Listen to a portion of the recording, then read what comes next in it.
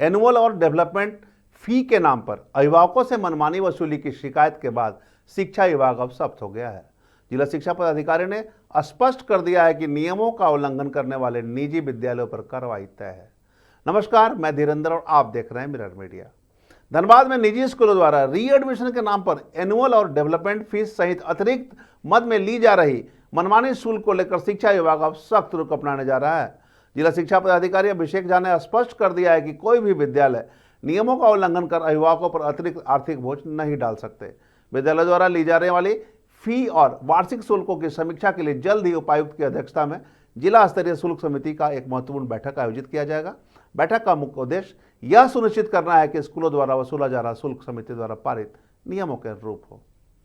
कई माध्यम से ये चीज़ें हमारे पास पहुंचते रहती हैं, जिसमें री एडमिशन के नाम पे नहीं, लेकिन री एडमिशन के जगह एनुअल फीस और डेवलपमेंट फीस के नाम पे शुल्क की वसूली की जा रही है।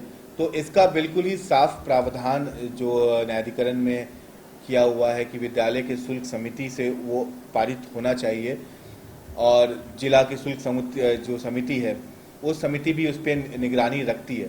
तो री एडमिशन के नाम पे फीस तो किसी विद्यालयों में नहीं लिया जा रहा है। हमने साक्ष्य मंगाया भी था संबंधित से, बट साक्ष्य अभी तक किन्हीं ने अप्रूव नहीं कराया। जहाँ तक एनुअल फीस और डेवलपमेंट फीस की बात है, इस पे स्थिति क्लियर नहीं है, लेकिन हम लोग बहुत जल्द जिला स्तरीय शुल्क समिति की बैठक बुलाने वाले हैं, और उसमें जो उपायुक्त महोदय की अध्यक्षता होती है, डीएससी साहब होते हैं और विद्यालय के रिप्रेजेंटेटिव होते हैं, सीए साहब होते हैं, और अभिभावक संघ के भी रिप्रेजेंटेटिव होते हैं। तो सब लोग साथ में बैठ के इस पर एक चर्चा कर लेंगे, और जैसे पिछले शैक्षणिक सत्र में भी हम लोगों ने इस पर एक चर्चा की थी और उसके बाद जाके एक समन्वय स्थापित हुआ था, उस तरीके का समन्वय स्थापित होगा। और धनबाद, चूँकि यहाँ पे सरकारी विद्यालय में जितने बच्चे पढ़ते हैं अमूमन उतने ही बच्चे निजी विद्यालयों में भी पढ़ते हैं, तो निजी विद्यालयों का परिचालन काफ़ी अच्छा है धनबाद में, और बहुत अच्छा नाम भी करते हैं यहाँ के विद्यालय। तो हम नहीं चाहते कि अगर विद्यालय इस तरीके की कोई भी चीज़ें, कोई भी कानून अपने हाथ में ले या कोई कानून तोड़ रहे हैं,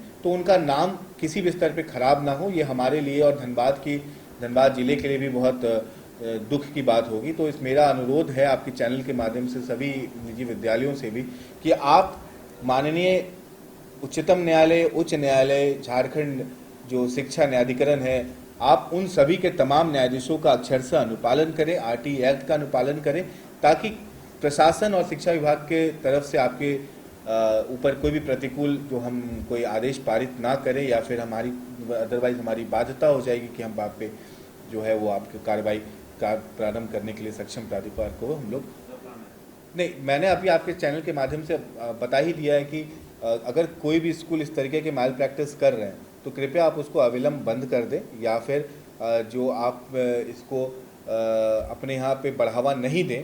अदरवाइज अगर हमारे संज्ञान में ये आता है या किसी अभिभावक के तरफ से ये कठिनाई जो आपको जो फेस कर रहे हैं, आप एक ही जगह एकत्रित कर ले रहे हैं सारी किताबों को और कह रहे हैं यहीं से आपको खरीदना होगा, तो अगर ये हमें पता चलता है तो फिर हम लोग जो है फिर वही कार्रवाई मोड में जो है काम करेंगे और आपको ये बंद करना पड़ेगा।